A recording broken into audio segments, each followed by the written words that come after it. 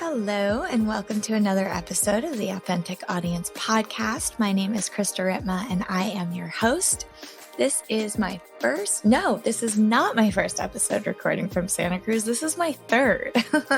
This is my first episode recording from our new place. We were staying at an Airbnb in between moving out of SF and moving into Santa Cruz. So I am recording in my very own room with my very own things, and I am so happy to be here. We've made a lot of changes in the last couple of weeks. It's been super beautiful, and this conversation today couldn't have come at a better time. I feel like they always do. AmyAnn Cadwell, actually, a couple months ago is when I discovered her, and then I saw her booking come through for this week, and I was so excited because this is a conversation that I am leaning into more and more, and I'm a little embarrassed to say I haven't leaned into sooner. So this talk is all about social entrepreneurship and companies doing good. What a concept. She is the co-founder of a company called The Good Trade. It's an online, basically, digital destination for lifestyle content, and she reaches 50 million highly engaged readers through their website, newsletter, and social media. And it's all about fair trade, sustainability, ethically sourced materials, all of these things that we should be talking about. And what I love about her is she doesn't make you feel dumb for not being more aware of this conversation, and she's just so accessible, and it's reflected on her website and it's reflected in her business. We talk a lot about social entrepreneurship, about relationships with our audience, with our readers, our responsibilities as conscious business owners, and our responsibilities, even if you're not a business owner, to doing business for good. So it was a really beautiful conversation. Obviously, this is coming up a lot in different conversations that I've been having. So I'm going to be leaning more into this and bringing on more founders and entrepreneurs that are having this conversation as well. So really appreciate this. After listening and asking her these questions, what I found is this is another win for authenticity. She is super successful, and it's so obvious to me why. And I know that's a big conversation I like to have, is why companies succeed and why companies fail. And authenticity wins again. So really enjoyed talking to AmyAnn this morning. I don't know if I mentioned her name yet. I got too excited to tell you what it was about. AmyAnn Cadwell is founder of The Good Trade, and I hope you enjoy our combo.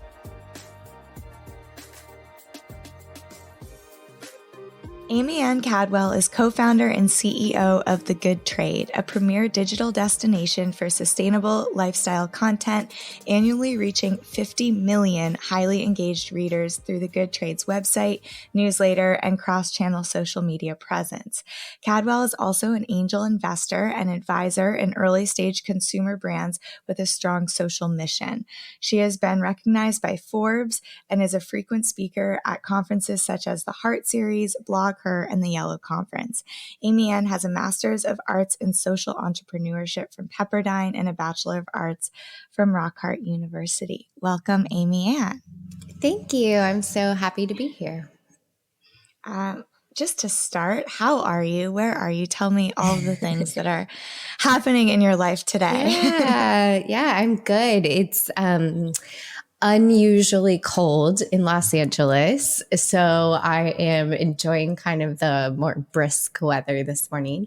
Yeah, I'm in LA. I live here. Our headquarters are near downtown Los Angeles. We started the publication about 5 years ago when I was in grad school, and now we have a team of full-time editors that work from our office here in LA, which is where I am this morning. And yeah. Amazing. Well, I was hoping I'm quite familiar with The Good Trade, as are 50 million other people around the world. But if people are not familiar, I was wondering if you could tell me a little bit about what The Good Trade is, who you serve. And I'd love to hear the story. I'm sure you've answered this a million times, but how you came up with this idea, one, and two, how it actually succeeded, because I feel like there's a lot of people that want to do something like this and you've managed to do it, which is incredible. So if we could just sort of dive in there. Sure.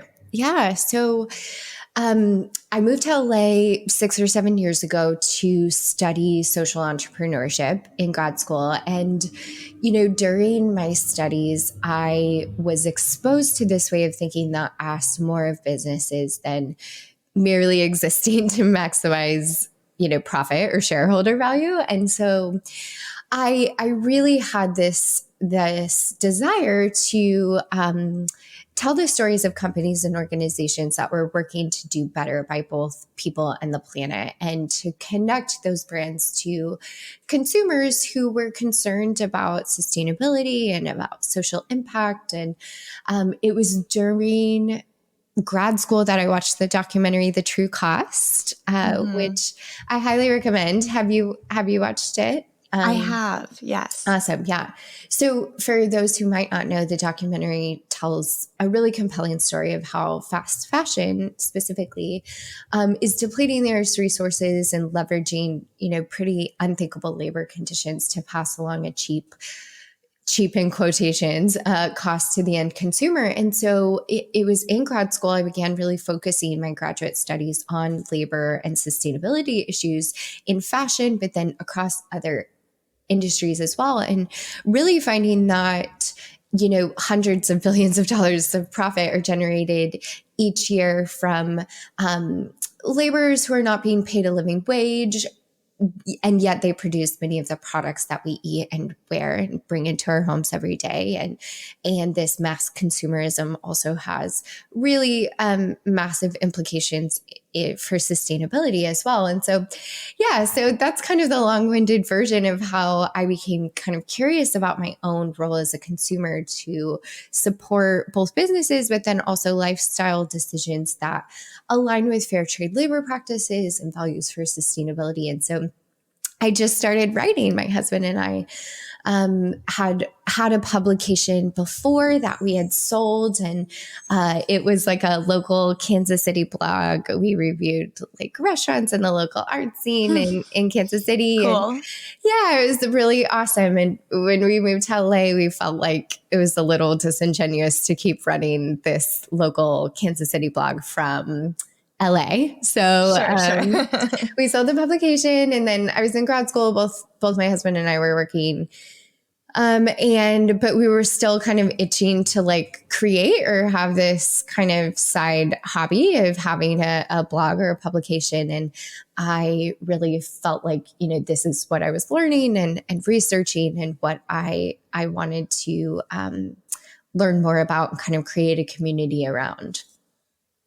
I love it. And now you have 50 million readers across the globe. That's incredible. So my question was, do you feel like consumers are trending in this direction? And I'm guessing you would say yes, which is hopeful. Absolutely. Yeah. I mean, I think it's so, exciting and encouraging, even in the last 5 years since we've started the publication, just the way the conversation has shifted. And, 5 or 6 years ago, it still felt, even the conversation around sustainability felt very academic and very like kind of inaccessible and unapproachable. And I think we're still dealing with that as a part of the conversation, but it's become much more mainstream and much more,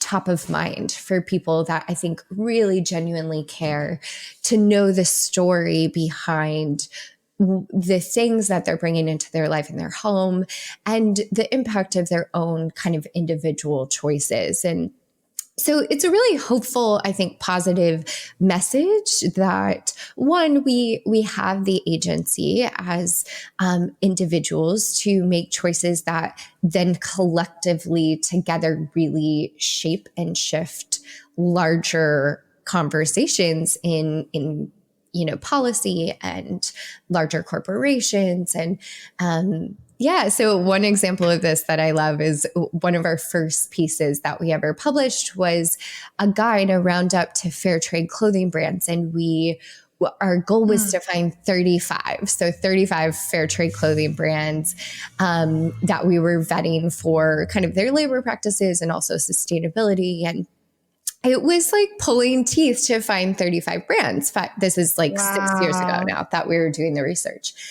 And, fast forward to today, and we literally have hundreds of brands that we review we update this guide about quarterly. And there are so many brands that would fit that criteria that we had 6 or 7 years ago. And now we get to expand the criteria to also include, other types of ethics like inclusivity and size inclusivity and representation and accessibility for price and convenience and, kind of all of the things that make a more sustainable brand more competitive in today's consumer landscape.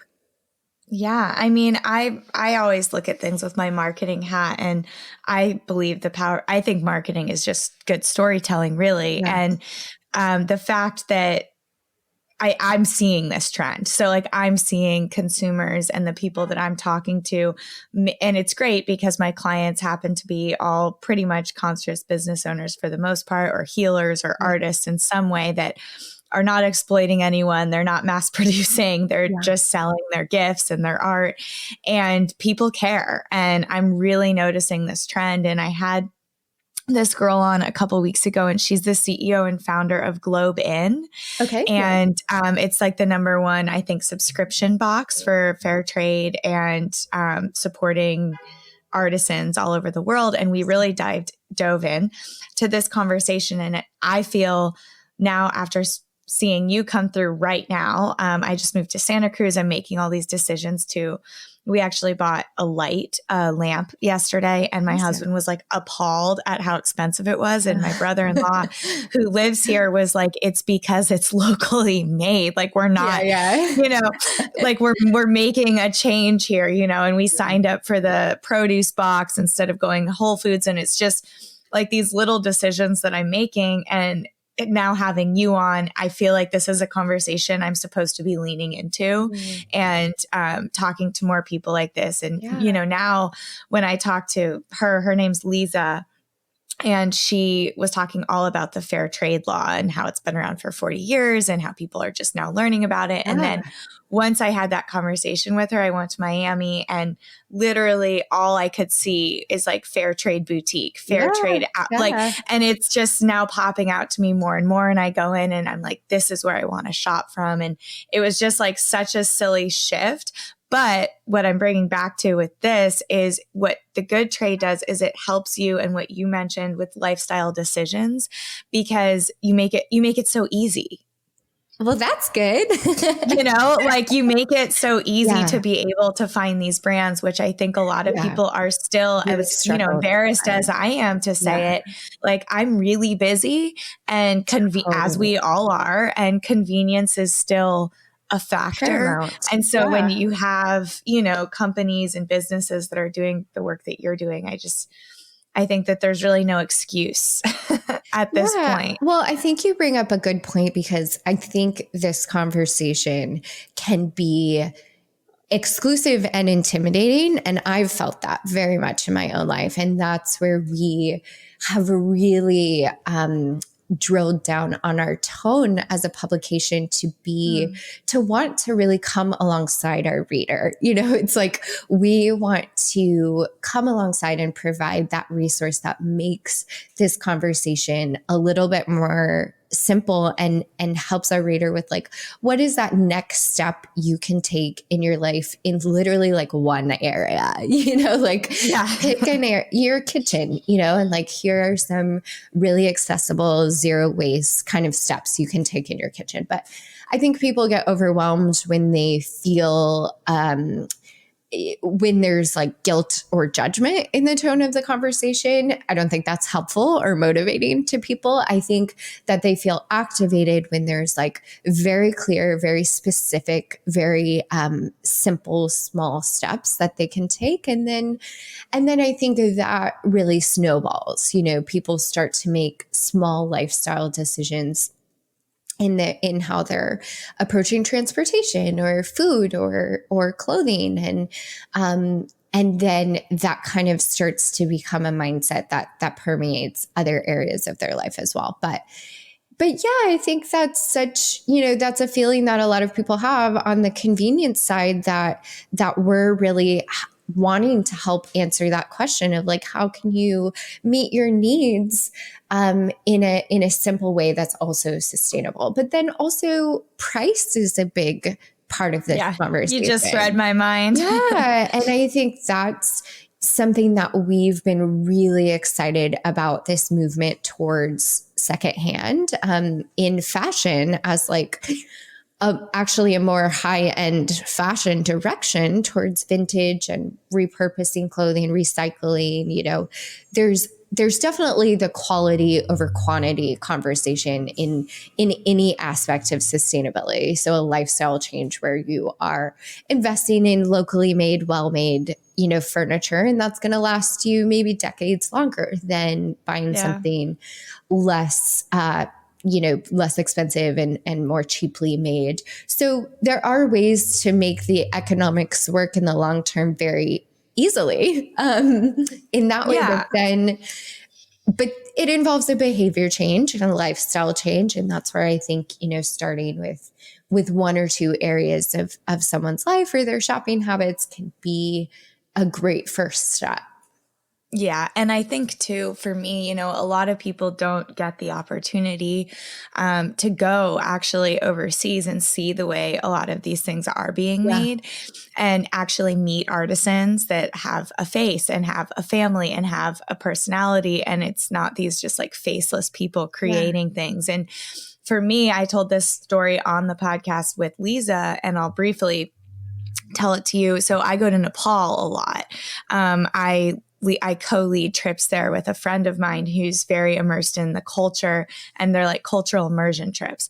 Okay. And there are these rugs, and she is like dying to bring these back. She has, an idea of potentially having a fair trade store back here, where she sort of supports these different artists that she's now friends with in Nepal. And to get these rugs, there's this one particular rug, and I'm actually looking at one right now because I did have one and I paid him a lot of money for it. And to get the rug, you not only have to fly to Nepal and then take a helicopter from Nepal to somewhere else, but it's a 2-week trek into the little village where these women are making the rugs. And then still, because it's Dolpa women that are making the rugs, but still, if we were to pay somebody in Kathmandu, for example, to go do that, we don't know if those women are getting the money. Sure. Yeah. So we can't place a bulk order until we actually make a month trek to Dolpa and give them a phone, so that we can actually call them and talk to them and make sure. And when I had this experience, so I did buy one rug from this guy, but it still felt like, I don't know if the woman who made this is going to ever see a dime. And the fair trade law isn't really happening in little remote towns in the Himalayas. And so when you do have money and you do want to actually spend, the price and like spend more, knowing that this is going to the right place, it's really still in a lot of places hard to even get the money to the right people. Yeah, absolutely. Yeah. And so once I had that experience, I don't know if it just shifted something small in me, but it's like, you can't unsee it now. And then Lisa, I came home and she came on my podcast, and now I'm speaking to you. And there's actually another conversation that I'm leaning into around a company that I'm thinking of working with. And it's just, it's everywhere for me right now. And I can't not see it. When we were shopping at this store, there was this cute little table that was like locally made for $200. It looked like somebody had refurbished it or, painted it again. And I'm just like, that's value to me. And for so many other reasons now. And I think the other thing that came up, and I actually saw it on your website this morning, is this idea. I'm sort of behind on a lot of fashion trends. It's not really my area of genius. Priority. Well, Totally. no, I love it, but I have friends that like really care a lot more Sure. about fashion than I do. But this idea of capsule wardrobe Yeah. is amazing to me because I always find when I can find those pieces of clothing that are, better made, well Yes. made, and I can wear them with anything forever. It's like a dream for Yeah. somebody actually who doesn't. And I was just looking at your site and I saw like the 10 best, sustainable, or what is it right here? I can't find it right now, but it was just it's under vintage shopping. Talking about the capsule wardrobe. And I just think that regardless of, your budget, there is always a way Yeah. to do to make these kind of decisions. And I'm realizing that more and more how many options we do have. I was going to actually jump back though, because I wrote down a question for you while we were talking, and then I went off on a tangent a little bit.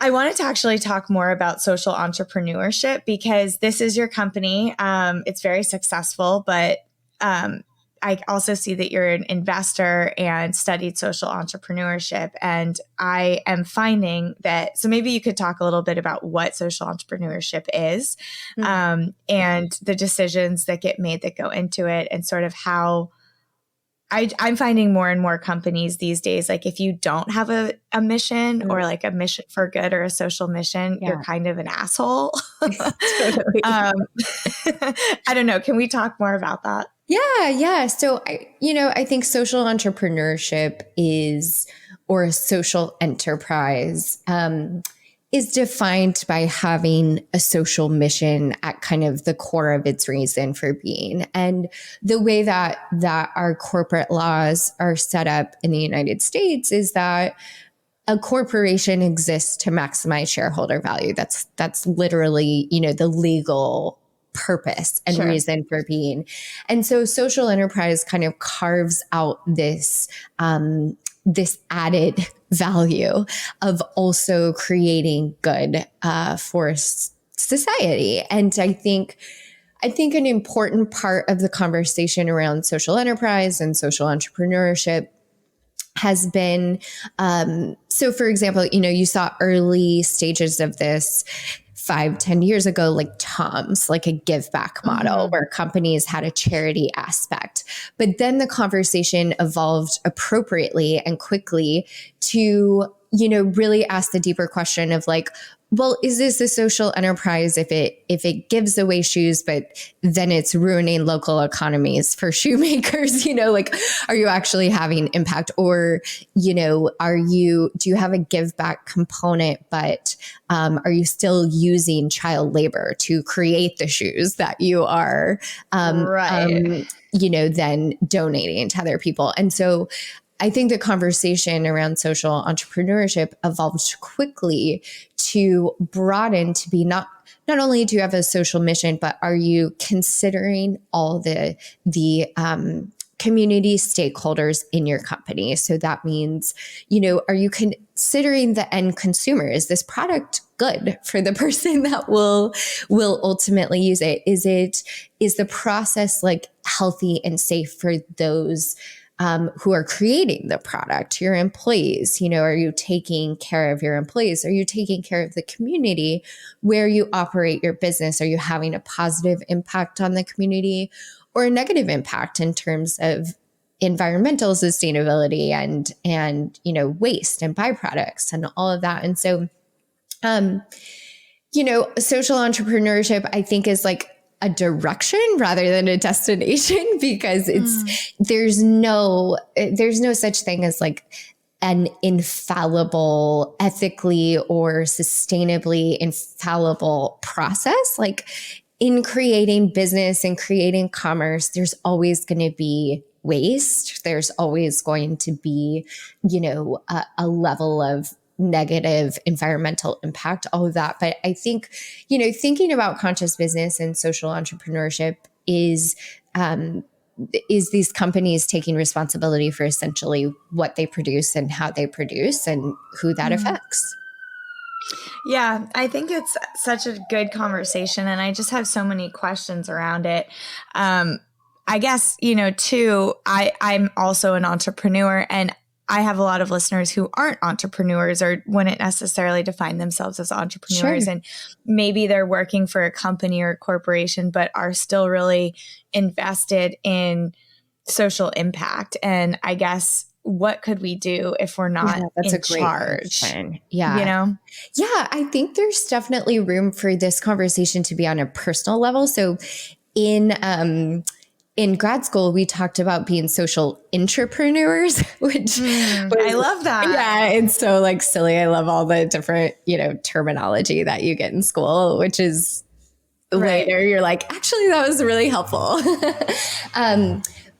The idea of being a social entrepreneur is like, how can you bring social good like immediately within your role in a company? And so whether you are a barista or you are, director of sales or wherever you fit in a company, like you have some realm of influence. And so I think that is a really exciting question to ask, like, for a barista to ask, like, how can I make someone's day better? How can I bring social good to my team, to the people I'm interacting with? And then, of course, like, how can I advocate for more sustainable practices within my company? Can I advocate for like fair trade blends of coffee? Can I speak to someone about that?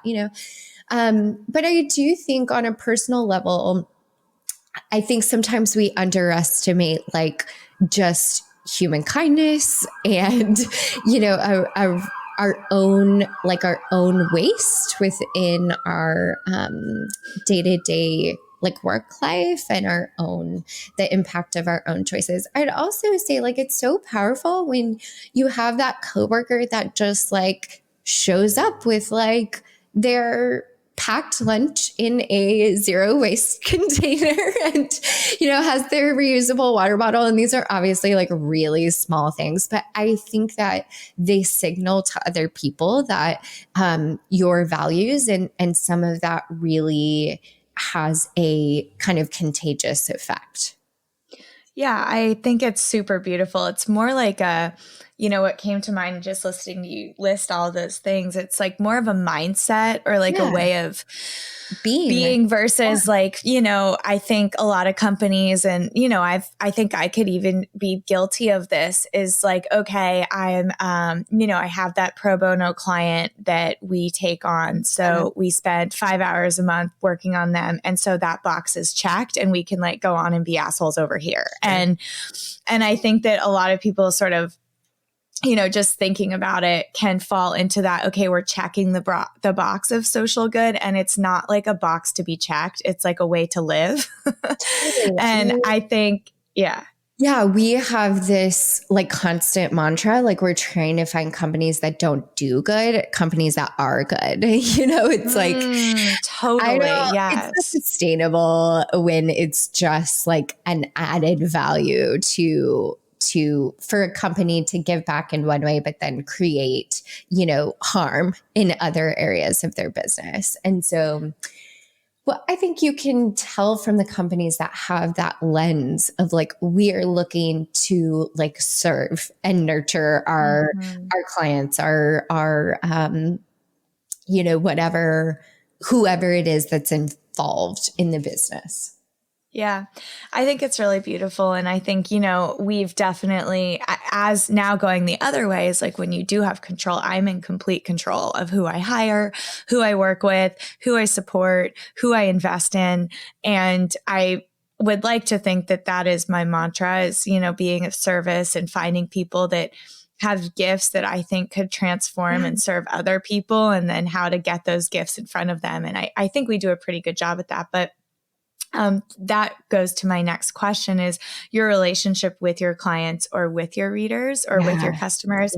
And I'm really curious for you because I have like a much smaller scale relationship with my clients because I have like, 10 clients on my plate at one time. Sure. And who I'm serving for the most part. The podcast has a different audience, but more likely than not, the people that listen to this podcast are never actually going to pay me anything for my services, which is so fine. I love providing value and doing exactly what we're doing right now. I feel like this is so important. But when you have 50 million customers or clients or readers, what is that relationship like? And one, what is that relationship like? And two, do you find like a common thread throughout all of your readers that you talk to, or like something that everyone has in common? Yeah, great questions. I love talking about our readers. It's definitely like why we do what we do every day. They're who we're working for. Our reader is my boss. It's like who we're serving and looking to make happy. And it's not an exaggeration to say we're obsessed with our readers, and like literally everything about our brand positioning and our editorial strategy is informed by a really deep curiosity about our audience and their evolving interests related to sustainability and beyond. And so we have a lot of mechanisms by which we engage like pretty deeply with our readers. We do that through community feedback, which can be, across all types of digital forms. We have a daily newsletter. We get tons of replies and responses to that every day. Obviously, social media is a place where we're like constantly in conversations and messages with our readers.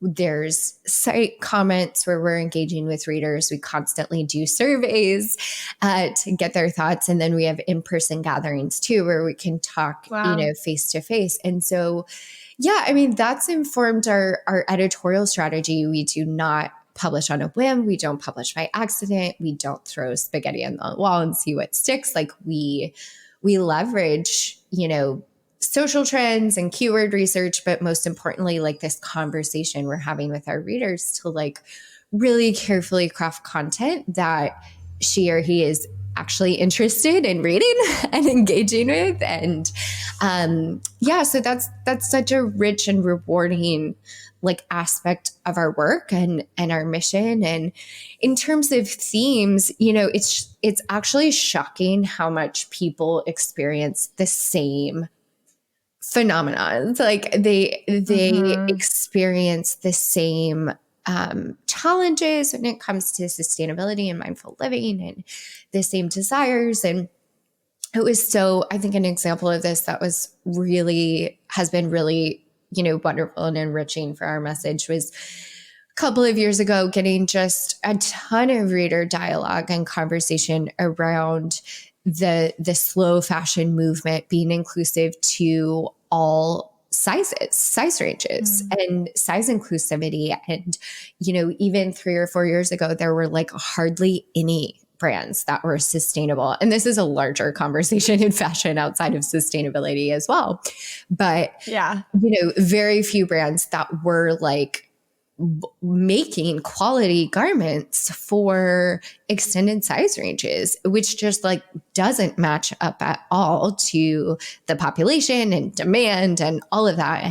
And we've seen that as, a social issue, and it is a deeply felt issue in our community and among our readers. And so I think that's one aspect, or that's one example of a conversation we started having with our readers that then we were able to leverage with the brands we worked with to be like, hey, we can't feature you until you have diversity represented in your models, in your, in your sizing, and until this becomes a core value for you, like we can't bring you to our readers. And so I think that is so cool, because you actually are now because of the size of your publication, you can actually have sway on these brands. I mean, how cool is that? Yeah, it's a really awesome like feedback loop to be able to listen to our audience, listen to their concerns, and then have access to brands that care,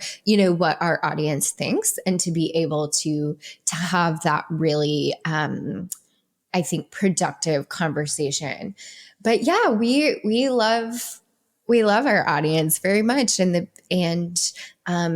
people that make up our readers, and that's why we do what we do, is to like serve them and nurture them and come alongside them and like entertain them and make their day a little bit better. And that's part of our mission with our daily newsletter. Like, it's a really bright, sweet kind of moment for people. It's published at 5 a.m. every morning.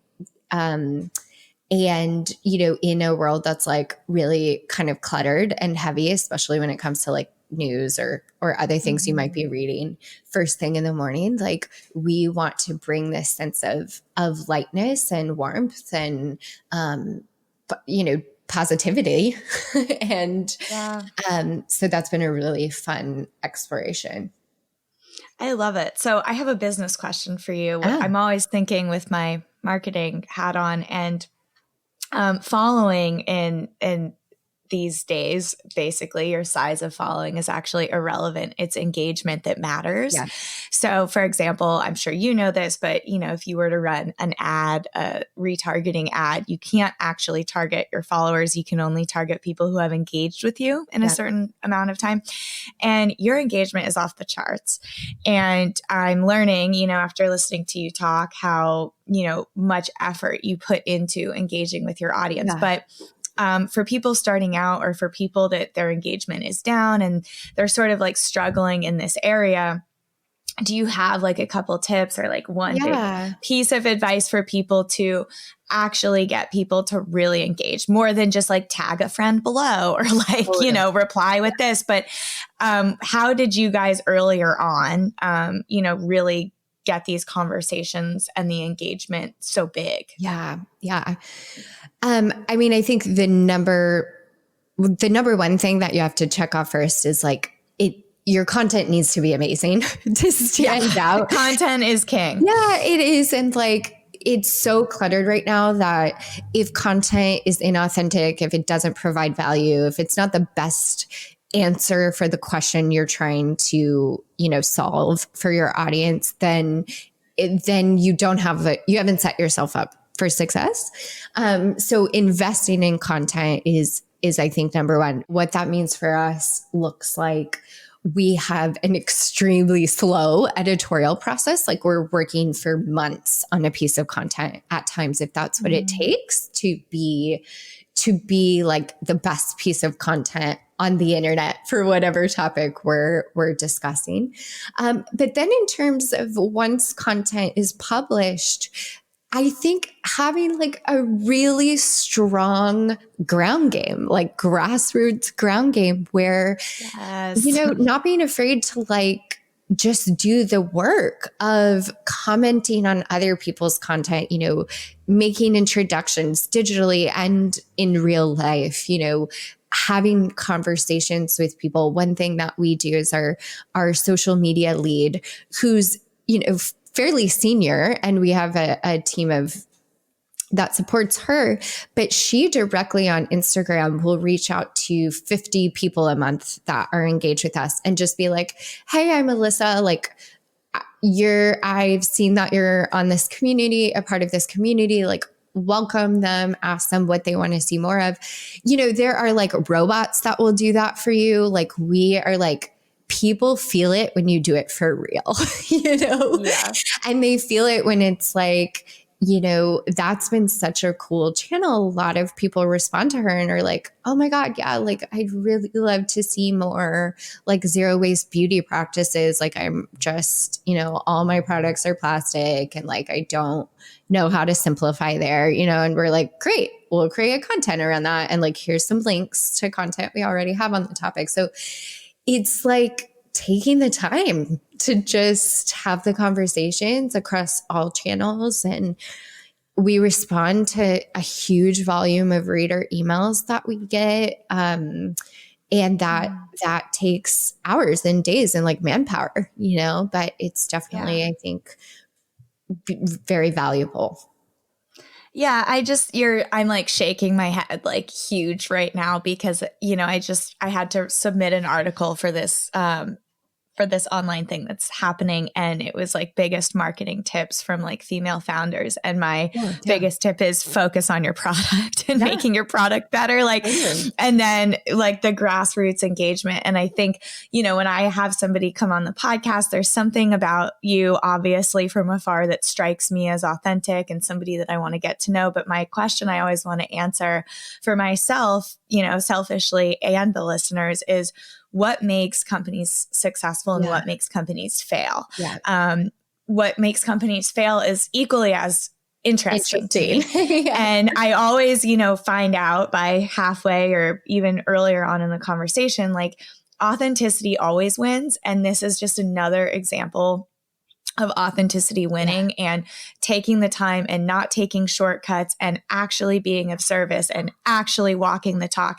And it's just so exciting to me. Like I'm sitting here just like nodding over and over again, listening to you speak, because it's such a win for me. I feel like it's so silly, but when I meet someone like you that has the audience that you have and has the success that you have and the financial backing and all of these things pointing towards success, and it's like, oh, what an exhale. I don't know how else to say it, if you know what I mean, but of course. It's just, it's so clear to me why companies like yours are succeeding. And the way that you answered that question, like, couldn't have been better. And, and it's exactly what I would tell people too. And like, not having a robot reach out, actually spending the time investing in people, getting to know your readers, like all of the things that you just can't cut corners on. And just hearing you say all of that, it's like another huge win for authenticity. And I really do feel like, and I'm sure you feel this way too, as, you know, a business owner in this space, that this is the trend. Like people can smell bullshit a mile away now. And when you're posting something that's not authentic, when you're, you know, having robots mass email or reach out or things like that, and it's not personal, you know, people want to feel seen, like first and foremost, and you make someone feel seen. Like, you know, you said someone's reaching out, personally giving them recommendations, personally making that connection, they'll be loyal. Yeah, absolutely. And it's a win-win because that person is getting value from you and you've just gained a loyal customer. So it's like, why would we do it any other way? But anyway, speaking of authenticity, that, well, actually, before I get to my last question, did I hear that your husband is your business partner? He is not. Is that true? No. Okay. We started the publication together when we first started it. He runs an advertising agency here in LA. But we got to, it was probably like 2 or 3 years into the business. I didn't go full time till maybe a year and a half in.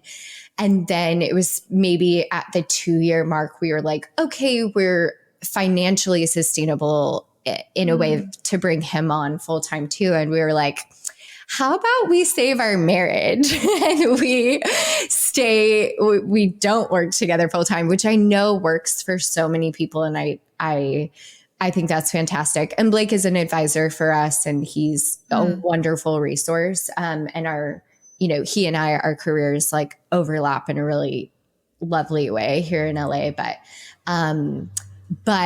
yeah, I think that was like a kind of a fun an interesting personal discovery about ourselves and each other to realize like how much how I guess special and important our relationship is. We've been together 10 years, married for 8. And, for some people it works and other people work. Yeah. Well, I asked when I heard you say that, cause I'm like, oh, could it be? Because my husband is my business partner and it's really hard to find, people who want to work together as couples. And we're in that place actually now where, we actually just moved, I was telling you before we started recording, and we've moved our office out of our house because we used to work from home.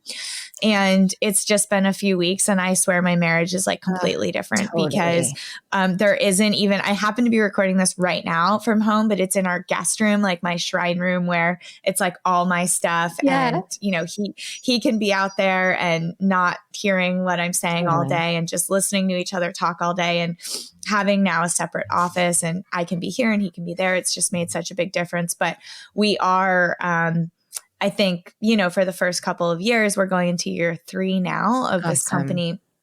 And we're getting into a place where we can divvy up the roles in a way that I actually don't know what he's doing anymore all day. Yeah. And it's like trending to the direction of like separating more and more for the sake of our marriage. Yeah. And it's a really fun and hard conversation, but it sounds like you guys have found a way. You're interested in the same things, and, you can overlap your skills and your genius so well. And anyway, so I was just curious about that. I love hearing from people that do make it work, and I admire you for that. And I do hear like from friends that are doing it, it's like when you have, like, you and your husband have your separate roles within the company or the organization, and that's clearly defined, then I think that makes for probably a much better. We're also hiring a lot. And so, now he has a team under him and I have a team under me. But at the beginning, it was a lot of, and it's great. It's why I love him. It's why I married him, because we're so different. And our clients know, because we will argue something to the, we'll go home at the end of the day and still be talking about a decision for a client. And so they're happy because they know the best decision will win. Our differences are, what make us so successful, but it's also very challenging at times. And I think it's a great conversation to have. We're newly married, and so I don't have a ton of married friends or people to sort of, ask advice on, especially people who work together. So anyway, my last question for you is around investing, because now you also invest in companies, and I just read that on your site, and we talked a little bit about it earlier on. And for somebody that's in the startup phase of a company that is authentically for good, what are the main things that you are looking for as an investor? Because there has to be a business component to this, of course, or a money component. So that aside, that's a great I guess, what do you look for? Yeah, I mean, well, mostly it's that. I mean, from a financial perspective, I'm looking for companies that have the opportunity to have huge market share and scale in a really meaningful way. And that's, the only way that it really makes sense for me. But in terms of like ethics and sustainability, it's a lot of the same values that we would apply to any brand that we feature on the Good Trade. But more specifically, my focus and kind of thesis to my investing is also focused on minority founders. So, last year, female founders received less than 3% of VC funding. And when I started the Good Trade, I didn't see investors that looked like me or shared my values. And of course, they're out there, but it's not the mainstream. And so I think being able to come alongside, really early stage companies with expertise in digital media, but it is the value that I bring to the table. And of course, I'm looking for a financial return, but also to support and defend the social mission and commitment to sustainability, where I don't think, some of my counterparts in the investing space are as committed to that.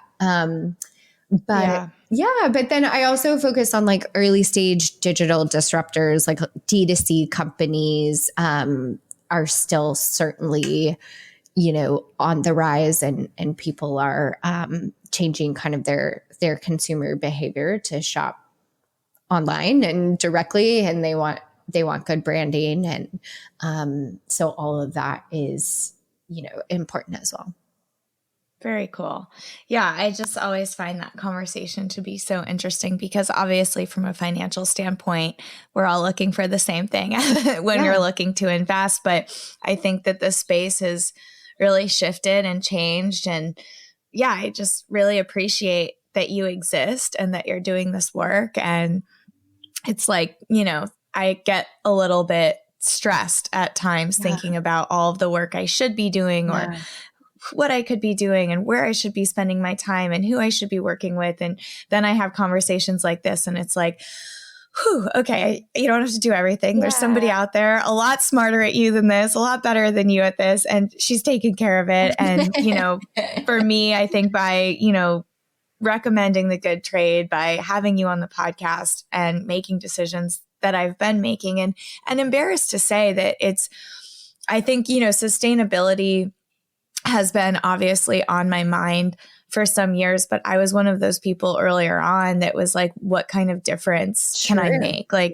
which is funny because I'm actually quite an optimistic person, but around environmentalism and sustainability, I like had this pessimistic point of view. And now I don't have that view anymore. And I think it's because of people like you and companies like yours that make it simple and make it so obvious. It's like, you can't not. And I hope that that's the way of the future. It's just like, you can't not. And I'm just, I usually end by asking questions about authenticity and inauthenticity, but I don't feel like I need to here. I think I've learned so much, and what you're doing is truly authentic and wonderful. And I'm going to, put the good trade in show notes and hope to talk to you again. And if there are any other calls to action, I don't know what's the best way to support you and your mission.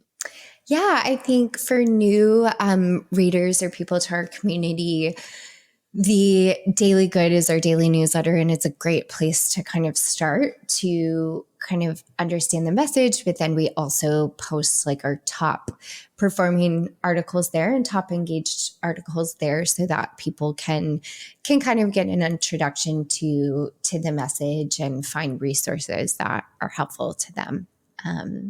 So that's a great place to start. And thank you so much for having me on. Yeah, this has been such a beautiful way to start my day. And you have such a beautiful brand. I mean, I feel like I could ask you questions about brand and marketing forever, but we can save that for another time. And I hope to talk to you again soon.